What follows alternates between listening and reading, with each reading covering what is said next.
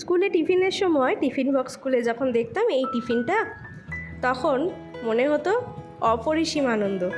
আর তারপরে সবার হাত এসে যে টিফিনটা কখন খালি হয়ে যেত তারও কিন্তু ঠিক ঠিকানা ছিল না। তো নমস্কার, কেমন আছেন আপনারা সবাই?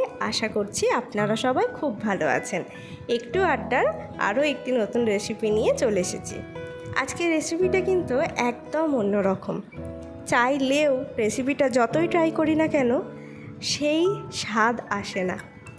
ঠিক ধরেছেন, আজকে বানাবো সেই ছোটোবেলার টিফিনের হলুদ চাউমিন, যেটা মায়েরা আমাদের বানিয়ে দিত। কিন্তু কি বলুন তো, যতবারই এই রেসিপিটা বানাই সেই স্বাদটা না আর পাওয়া যায় না। কারণ মায়ের মতন সেই স্নেহ, ভালোবাসা, আদর, যত্ন এই জিনিসটা আমরা দিতে পারি না রেসিপিতে, তাই হয়তো এই স্বাদটা পাওয়া যায় না।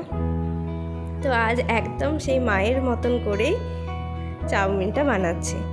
তার জন্য চাউমিন আগে সেদ্ধ করে নিয়েছি, তারপরে কড়াইয়ে একটু আলু ভাজা, ডিমটা তো আগেই ভেজে তুলে নিয়েছি, তার সাথে দিয়েছি একটু ক্যাপসিকাম, পেঁয়াজ কলি আর পেঁয়াজ।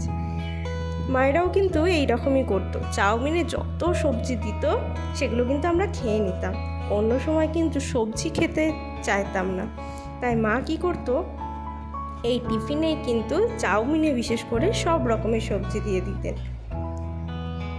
তো এরপর আবার চাউমিনটা ভাজা হয়ে গেছে সব সবজি দিয়ে, শেষকালে দিয়ে দিলাম ডিম।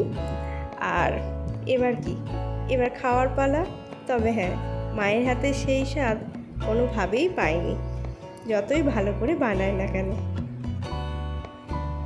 তো আজকের মতন এখানেই শেষ করছি। আপনারাও আপনাদের মায়ের হাতে এই চাউমিনের গল্পটা কমেন্ট বক্সে এসে বলে যাবেন, আমারও খুব ভালো লাগবে। তো আজকে এখানেই শেষ করছি, দেখা হবে নতুন একটি ব্লগে। ততক্ষণ সবাই ভালো থাকবেন, সুস্থ থাকবেন। আর এই ছোটোবেলার স্মৃতিগুলোকে জড়িয়েই বেঁচে থাকা আমাদের। সবাই চলুন ছোটোবেলার সেই স্মৃতির গল্পগুলো করি।